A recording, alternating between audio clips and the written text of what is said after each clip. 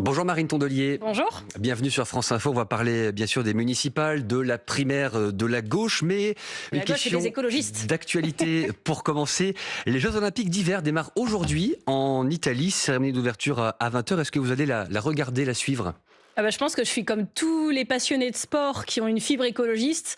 Je suis traversée de doutes. Donc la Marine Tondelier, fan de sport, peut vous dire que je suivrai notamment le slalom de Steven Amier parce qu'il est de Pralognan-la-Vanoise, dans le parc de la Vanoise où je passe un maximum de mes vacances. J'adore ce territoire, ces paysages. Et il y a un peu plus de 20 ans aux Jeux Olympiques de Salt Lake City. J'avais suivi les doubles médailles olympiques de son papa, Sébastien Amier. Donc voilà, lui, il vise le top 10, il vise peut-être le top 6 et c'est très ambitieux, mais pas impossible la médaille. Donc ça, c'est après, les que les municipales, je ne vais pas faire toutes les épreuves. Donc, mais lui, j'ai prévu de regarder. Ce que je peux vous dire, par contre, en tant qu'écologiste, et il y a beaucoup de sportifs, y compris qui participent à cette compétition, qui sont d'accord avec moi, c'est que ça devient difficile quand même de justifier 1,6 million de mètres cubes de neige artificielle. Donc ça veut dire 400 000 mètres cubes d'eau, c'est-à-dire 180 piscines olympiques juste pour l'organisation de ces JO. De justifier des centaines de mélèzes abattus pour construire une piste de bobsleigh à 120 millions d'euros qui servira vraisemblablement pas beaucoup après. Et puis là, de voir en plus l'ICE, cette police de l'immigration américaine qui va être mobilisée sur place pour assurer la sécurité. Bon, qui ne sera pas présent de manière opérationnelle. Ils ne seront pas impliqués vraiment dans la gestion de la sécurité au quotidien. On en reparlera. Toujours est-il qu'ils sont là et on n'a pas bien compris pourquoi. Donc si c'est pour pas être impliqués... Mais c'est pas possible aujourd'hui d'être à la fois écologiste, de se réjouir des Jeux je viens de complètement. Vous dire que si. Mais on est dans un moment où les compétitions internationales, elles percutent deux choses. Elles percutent les limites planétaires. Et tous les sportifs se posent la question. Là, notamment, il y a William Bon-Mardion, un champion, multi-champion de ski alpinisme, qui est resté les bras en croix sur le départ de sa dernière course en Andorre au championnat du monde. Tout le monde s'est lancé, lui il est resté les bras en croix en disant moi je prends pas le départ parce que les pistes damées, on s'éloigne du sport nature, c'est pas pour ça que je suis là. Il y a beaucoup de gens qui revendiquent, j'en fais partie, d'avoir plus de sport en lien avec la nature comme le trail.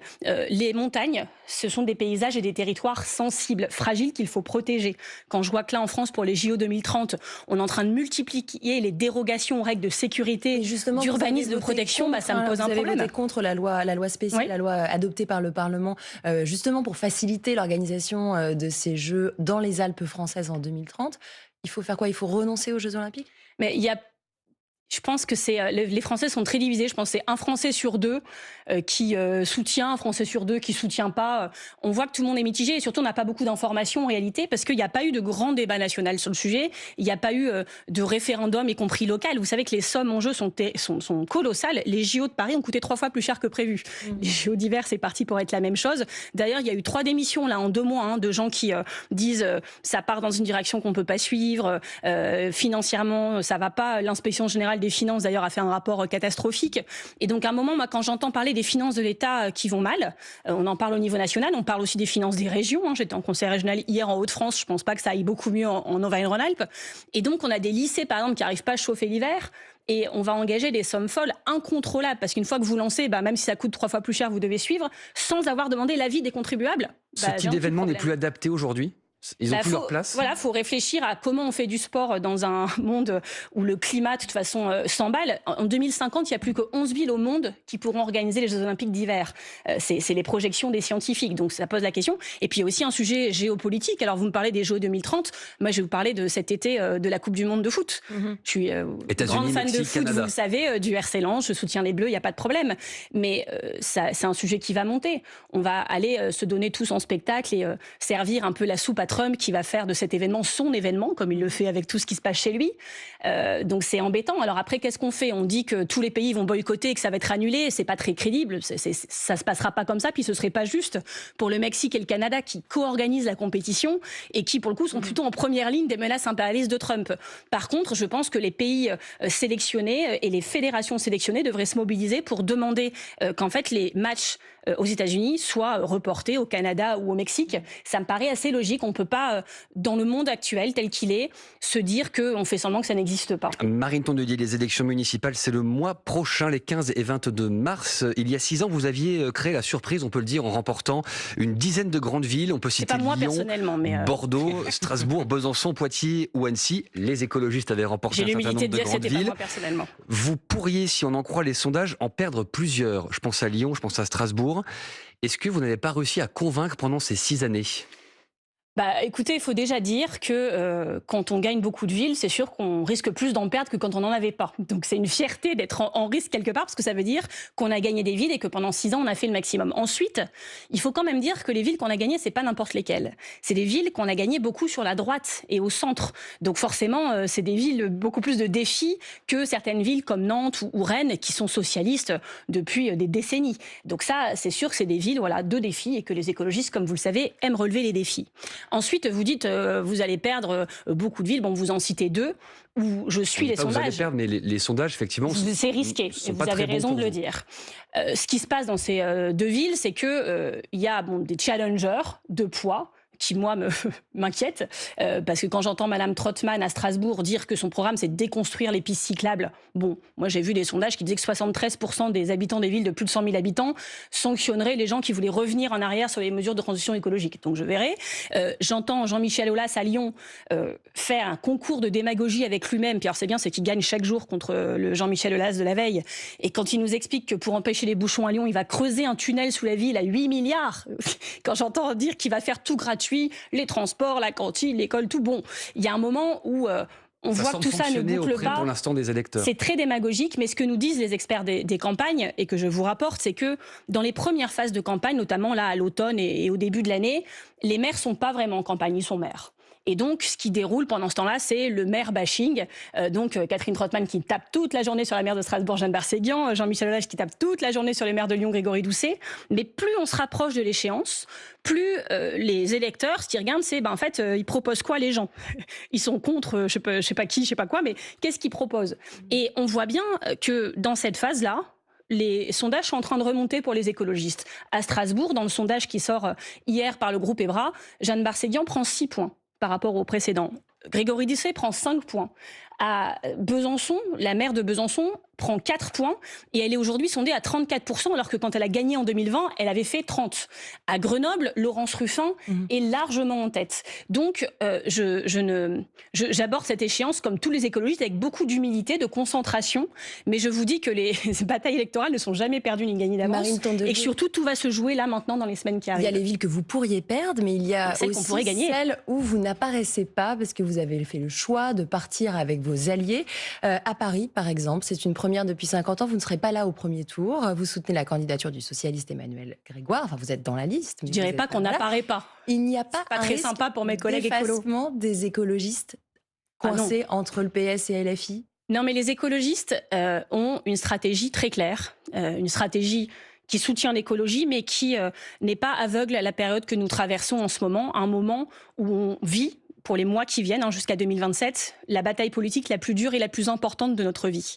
Et dans ces cas-là, il faut être à la hauteur de l'histoire. Pardon, elle n'est pas très claire pour tout le monde, votre stratégie. Pardonnez-moi, je vais vous expliquer. Vous avez vos propres militants qui vous reprochent dans une tribune une stratégie illisible sur ces alliances entre LFI et le Parti Socialiste. Donc, c'est qu'elle n'est pas très lisible pour tout le monde. Donc, premièrement, les écologistes, c'est très clair. Ils veulent, garder les villes de gauche et écologistes et prennent les bonnes décisions pour. Groupe local par groupe local, car chez nous, c'est les adhérents de chaque ville qui décident. Et je suis très fière de l'ensemble de leurs décisions.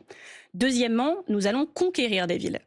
Les écologistes sont en mesure de gagner Lorient, Mulhouse, Fécamp, Talence, je n'ouvre pas toute la liste, mais on est en conquête. Et on va aider d'autres forces de gauche à conquérir.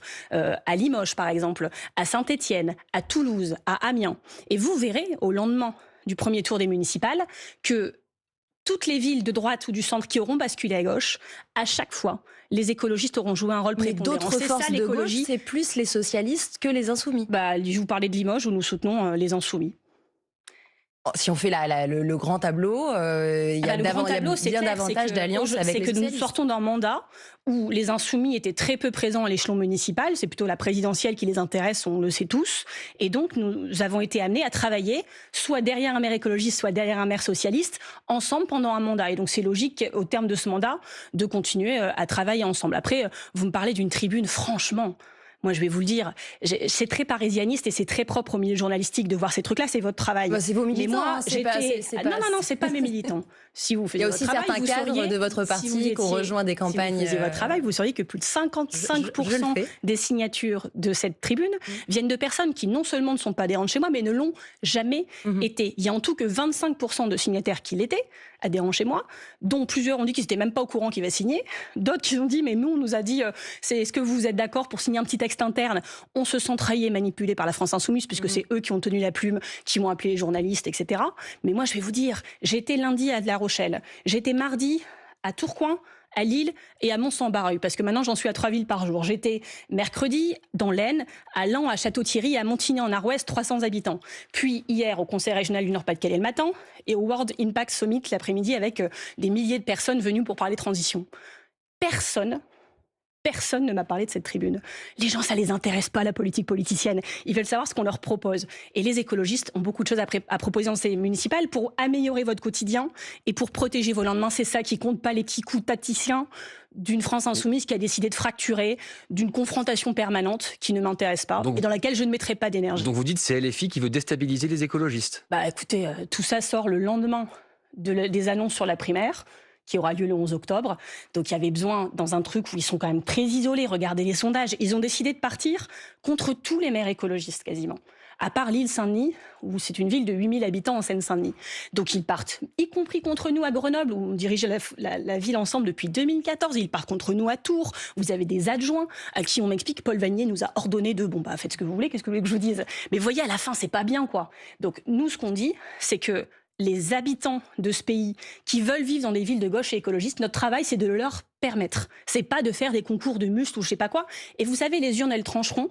Mais ce que l'on voit dans tous les sondages, c'est qu'il y a un vote utile qui est en train de se mettre en place pour les listes de gauche unis et que ceux qui en restent à l'écart et qui passent plus de temps, comme c'est le cas de Monsieur Delogu à Marseille ou de Madame Chikirou à Paris, à taper sur les socialistes ou sur la gauche plutôt que sur la droite et l'extrême droite qui menacent, franchement, c'est irresponsable. On va parler de la présidentielle à venir avec vous, Marine Tondelier. Vous restez avec nous, il est 8h46. Avec grand plaisir. Sur France Info, l'heure de l'essentiel de l'info de ce vendredi matin avec Diane Ferchit. L'Élysée demande à Jack Lang de penser à l'Institut du monde arabe, établissement culturel qu'il préside depuis 13 ans. Jack Lang convoqué au Quai d'Orsay après les révélations sur ses liens avec Jeffrey Epstein. L'ancien ministre de la Culture assure qu'il ignorait tout du volet criminel de la vie du financier américain. Un deuxième homme mis en examen dans l'affaire Betaram, mis en examen pour viol par personne ayant autorité. L'ecclésiastique sexagénaire n'avait jamais jusqu'ici été entendu. L'établissement privé du Sud-Ouest Notre-Dame de Betaram visé par près de 250 plaintes d'anciens élèves, plaintes pour l'essentiel prescrites à cause de l'ancienneté des faits. Trouver un accord sur le nucléaire iranien, c'est l'objectif des négociations qui débutent ce matin dans le sultanat d'Oman entre les négociateurs américains et iraniens. L'Iran affirme qu'il se défendra contre toute exigence des États-Unis. Strasbourg, dernier qualifié pour les quarts de finale de la Coupe de France de foot. Les Strasbourgeois vainqueurs à domicile de Monaco 3-1. Strasbourg qui affrontera Reims en quart, ce sera le 4 mars prochain. Il y a aussi de la Ligue 1 ce soir, 21e journée en ouverture. Metz reçoit Lille, c'est à 20h45. France Info. Le 8-30 France Info, Thomas Séchier, Camille Vigogne-Lecoat. Vous êtes toujours sur France Info avec Marine Tondelier, secrétaire générale des écologistes. On voulait vous parler de l'élection présidentielle qui approche avec désormais un nouveau candidat depuis hier, Jérôme Gage, le député socialiste, s'est déclaré. Parlez-vous, il va y en avoir un par jour. C'était sur France Inter au micro de Benjamin Duhamel. On l'écoute. Je suis aujourd'hui candidat à l'élection présidentielle pour porter la voix d'une gauche républicaine, la voix d'une gauche européenne, la voix d'une gauche universaliste, laïque, d'une gauche sociale, écologiste. Ça veut dire que vous allez participer à la primaire de la gauche face à Marine Tondelier, Clémentine Autain ? Non, tout ceci me paraît très baroque parce que ça met la charrue avant les bœufs. Quelle est l'orientation programmatique ? Quelle est la clarté dans les valeurs ? Marine Tondelier, vous êtes candidate à l'intérieur de cette primaire que vous proposez d'organiser le 11 octobre prochain. Elle est baroque, votre proposition ? Écoutez, ce qui est baroque, c'est dans un moment de l'histoire où l'extrême droite menace, où la gauche n'a pas été au deuxième tour de la présidentielle depuis 2012, de se dire « c'est génial ». On n'a qu'à tout continuer comme avant. Moi, ce que je vous dis, c'est que à la fin, c'est les électeurs qui trancheront. Les électeurs de gauche et écologistes. Donc, soit ils tranchent au premier tour de la présidentielle avec une conséquence inéluctable, personne au deuxième tour. Et les personnes qui nous auront conduits là emporteront une responsabilité historique. Soit on se dit qu'on les fait choisir avant le premier tour pour avoir une chance d'être au deuxième. Et ce que je vous dis là, c'est pas mon avis personnel. Il se trouve que c'est la ligne de mon mouvement, les écologistes, et j'en suis très fière depuis le début. Donc cette primaire, oui, elle aura lieu, et les écologistes y auront été pour beaucoup. Mais il y a un sondage qui sort ce matin qui est très éclairant. 8 électeurs sympathisants de gauche sur 10 souhaitent cette primaire. Et je vais aller plus loin, je vais vous donner les chiffres par parti. 72% des sympathisants du Parti socialiste souhaitent cette primaire. 78% des sympathisants de la France insoumise souhaitent cette primaire. Et que 85% des sympathisants des écologistes la souhaitent. Il n'y a ni Jean-Luc Mélenchon, ni Raphaël Glucksmann. Il n'y a ni Raphaël Glucksmann, ni Jean-Luc Mélenchon, ni les communistes. Ça a du sens. Est-ce qu'elle aura vraiment même lieu, cette primaire ? De toute manière, on est dans un moment où la priorité, c'est les municipales. Et donc moi, je trouve ça indécent, toutes ces annonces de candidature là, dans la dernière ligne droite des municipales, qu'on doit absolument réussir. Il y avait tout le temps de le faire avant, il y aura tout le temps de le faire après. Là, c'est un moment de concentration. Mais pourquoi je vous parle de la primaire là avec beaucoup d'espoir et d'enthousiasme ? C'est que les électeurs de gauche et écolo, au moment où ils vont aller voter au municipal, dans plusieurs villes où ce sera pas simple, ils ont besoin de savoir qu'on sera responsable aussi à la présidentielle. Et je pense que il y a un truc comme ça qui doit leur être dit. On ne vous refera plus le coup de 2017 et de 2022. On sera à la hauteur. Et donc moi, je dis une chose simple. Oui, je suis candidate à la présidentielle. Oui, j'ai décidé d'inscrire cette candidature dans la primaire. Oui, cette primaire aura lieu et les écologistes y auront été pour beaucoup.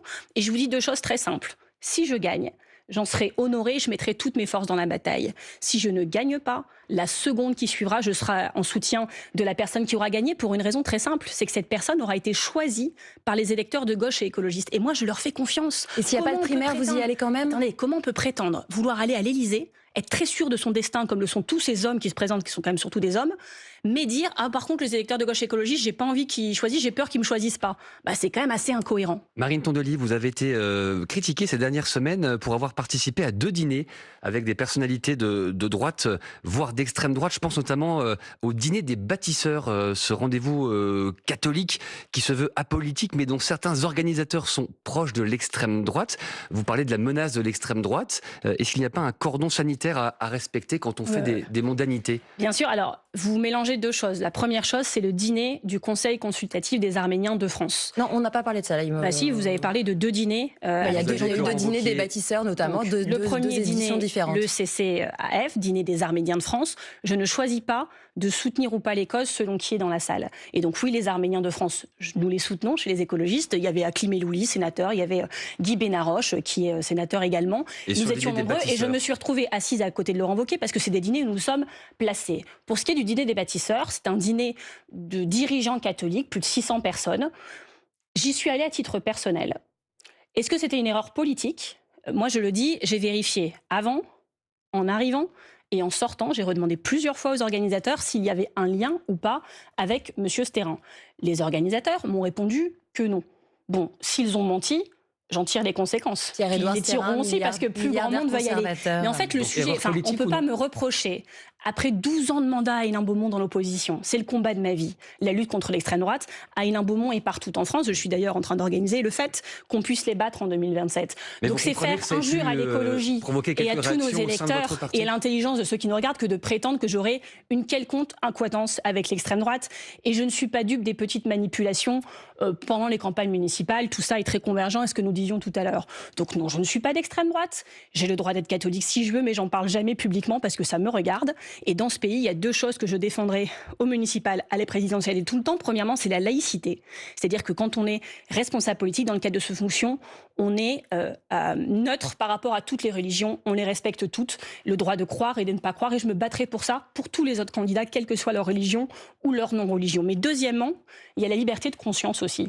Et donc, je me battrai aussi pour que tous les candidats et les élus et les politiques et toutes les personnes dans ce pays et le droit de croire ou ne pas croire, il soit respecté pour ça. L'autre combat de votre vie, si on en croit à vos fonctions, c'est l'écologie. Et lundi, le sénateur Laurent Duplon, les Républicains, a annoncé avoir déposé une proposition de loi visant à autoriser la réintroduction de plusieurs pesticides interdits en France, mais autorisés en Europe. Vous n'avez pas manqué, lui. Alors concrètement, on parle de 2 insecticides de la famille des néonicotinoïdes interdits en France. Ce texte est signé par des élus centristes, par des macronistes, par des élus du parti Horizon, les Républicains. Donc, est-ce que vous avez peur de perdre cette bataille ? C'est pas peur pour moi de perdre ou pas que ce soit humiliant. Moi, j'ai peur pour les Français. Je suis arrivée à l'écologie précisément sur les questions de santé environnementale. Parce que là où je suis née, dans le bassin minier du Pas-de-Calais, là où je vis encore aujourd'hui, le jour de ma naissance, j'avais déjà 5 ans d'espérance de vie de moins qu'un Parisien, juste parce que j'étais née là. Et c'est le combat de ma vie, la santé. Avec la lutte contre l'extrême droite. Les deux sont liés à mon territoire, comme vous le savez. Je suis en train de travailler sur une bande dessinée qui s'appelle « À votre santé », où je vais chercher l'histoire de personnes, dont Nancy, qui est juste à côté de chez moi, à Oigny, dans le bassin minier, et qui, pendant sa chimio, tombe sur une vidéo de Laurent Duplon, qui explique la réintroduction de pesticides, et ça l'a meurtrie, quoi. Elle est en chimio, et elle sort, elle fait une vidéo coup de gueule, où elle dit, mais qu'ils viennent faire une seule séance de chimio avec moi, qu'ils viennent regarder les gens dans les yeux en leur disant qu'en fait, c'est pas dangereux. Je suis en lien avec un policier qui a un Parkinson à 45 ans, qui perd sa femme, sa maison, son travail, son chien qui décède aussi, qui m'écrit un mail en disant si je suis agriculteur, c'est une maladie professionnelle, mais si je suis les cancers en France, ils disent c'est indispensable. Attendez, mais il me dit si je suis agriculteur, c'est une maladie professionnelle, et si je suis riverain, c'est quoi? Les gens posent des questions, ils comprennent qu'il y a un truc qui tourne pas rond. On défendra dans la niche écologiste le 12 février un texte qui s'attaque au cadmium, qui est dans certains engrais aussi utilisés. En France, nos enfants, tout le monde, est 4 fois plus imprégné de cadmium qu'aux États-Unis. Alors qu'on se prétend être, par rapport aux États-Unis, manger mieux, manger bien. Mais en fait, il faut se réveiller, les Français. Parce qu'il n'y a jamais eu autant d'incidence des cancers. Alors, c'est lié à d'autres choses aussi, au vieillissement de la population, au fait qu'on diagnostique plus. Mais c'est aussi lié à l'environnement. Et on ne peut pas fermer les yeux là-dessus. C'est criminel. Il y a des gens qui meurent, il y a des gens qui sont malades. Et on leur doit le respect, l'écoute, la vérité et la justice. On parlait sur France Info ce matin, grâce à la cellule investigation de Radio France, du trafic de pesticides illégaux qui concernent les particuliers comme les professionnels. Près de 600 jardiniers amateurs ont été perquisitionnés l'an dernier pour avoir acheté par Internet du glyphosate qui pouvait se trouver sur le site de Leroy Merlin. Ça montre quand même avec une loi, finalement, on n'arrive pas encore... ça montre la légèreté avec laquelle les autorités prennent ces questions. Et ces personnes qui achètent ça, ils ont peut-être l'impression d'avoir fait un bon coup en disant « Ah, c'est interdit, j'en ai eu quand même ». Mais elles se mettent en danger. Puis j'espère qu'elles ne mangent pas les produits de leur potager cultivés avec, parce que c'est vraiment dangereux. Et on parlait dans un reportage juste avant cette émission, je regardais attentivement votre antenne, de l'infertilité qui progresse beaucoup en France. Enfin, tout ça est alarmant. L'infertilité, les troubles cognitifs, les cancers, les maladies cardiovasculaires, les maladies neurodégénératives, tout ça, ça ne vient pas de nulle part. Et donc maintenant, je le dis, j'entends certains partis qui parlent tout le temps de sécurité, mais la sécurité CNews, quoi. Nous, on s'occupe de la sécurité. D'ailleurs, on n'a pas supprimé 12 000 postes de policiers comme Nicolas Sarkozy. Donc, on s'occupe des polices municipales, des médiations, de la proximité. Mais en fait, on ne peut pas se sentir en sécurité dans un pays où on s'empoisonne quand on boit, quand on mange et quand on respire. Donc, les écologistes s'occupent de toute la sécurité. Avant de terminer, on voulait vous entendre sur l'affaire Epstein qui secoue aussi la classe politique française, notamment Jack Lang, le président de l'Institut du monde arabe, qui est convoqué au Quai d'Orsay pour s'expliquer sur ses liens avec le criminel sexuel. Est-ce qu'il doit démissionner, selon vous, de sa présidence ? Ça me paraît manifeste et il aurait dû avoir l'idée tout seul. Moi, dans le cadre de la présidentielle, et c'est des sujets sur lesquels je me bats depuis longtemps, je travaille beaucoup sur les enfants, dont on parle peu dans le débat politique, mais il y a un enfant qui meurt sous les 5 jours sous les coups de ses parents dans ce pays, et une agression sexuelle sur un enfant toutes les 3 minutes. Agression sexuelle ou inceste. Il n'est pas auteur de... oui, mais en fait, c'est des sujets qu'on doit prendre au sérieux. Qui le concernent. Et quand je vois ses premières réactions sur Epstein en disant « Ouh là là, personne ne savait, oh, puis il était très sympathique », en fait, c'est plus possible de prendre à la légère ces sujets, comme certains ont pris à la légère Betaram, comme certains prennent à la légère les statistiques que je viens de vous donner. On est dans une société où beaucoup d'adultes sont abîmés, on le voit, et derrière beaucoup d'adultes abîmés, il y a des enfants qui ont été maltraités, méprisés. Et donc, dans les villes écologistes, on travaille sur des villes à hauteur d'enfants. J'ai fait d'ailleurs à Mont-Saint-Barreuil cette semaine une réunion avec que des enfants. On les a écoutés, ils nous ont parlé de leurs cantines, de leurs activités, de leurs peurs, de l'avenir. C'est comme ça qu'on doit travailler quand on est politique, en prenant au sérieux les enfants qui sont les adultes de demain. Et après les villes à hauteur d'enfants, qu'on va essayer de faire perdurer bien sûr en 2026, moi je travaille à un pays à hauteur d'enfants. Pas juste où les enfants ne soient pas agressés, mais où on veille à leur bon épanouissement, où on soit bienveillant avec eux. Donc par exemple, Parcoursup, c'est pas bienveillant. Ce qu'on vient de dire sur les pesticides, c'est pas bienveillant. Il y a encore beaucoup beaucoup de travail. Prenez les enfants au sérieux et Bonne Jack journée Lang, à vous. démission. Merci. Et merci à vous, Camille Merci, Vigogne-Lequatz du Nouvel Obs.